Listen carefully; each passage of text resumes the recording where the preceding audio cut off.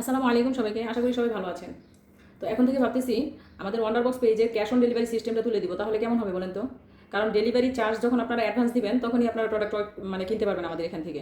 কারণ ডেলিভারি চার্জটা যখন আমি আগে না নিয়ে আপনাদের ওই ক্যাশ অন ডেলিভারি সিস্টেমটা রাখি, তখন আমার কাস্টমারের সব আত্মীয় স্বজন মারা যায়।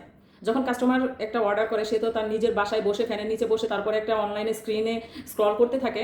যখন একটা এর সামনে আসে প্রয়োজন হলো বা না হলো অনলাইনে অর্ডার করে দিই।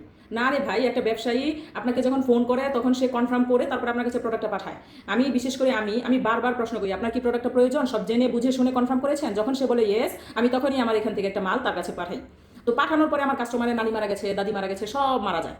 সব মারা যায়। কখনো কখনো কোনো কাস্টমার যদি ফোন ধরে তাহলে বলবে আমি তো বাড়িতে ছিলাম, আমি ঢাকায় চলে আসছি। আমি তো বরিশাল ছিলাম, ঢাকা চলে আসছি। কুমিল্লা ছিলাম, ঢাকা চলে আসছি। আরে আশ্চর্য, আপনি ঢাকায় চলে আসছেন, আমাকে বলেন ঢাকার অ্যাড্রেস দেন, আমি ঢাকায় পাঠাবো। কিন্তু আপনার প্রয়োজন না হলে আপনি কেন এখানে শুধু শুধু অর্ডার দিবেন? আর এই ক্যাশ অন ডেলিভারি সিস্টেম আছে বলে খালি মানে অর্ডার করে দিলাম, আসলে আসলো, নিলে নিলাম, না নিলে নাই না।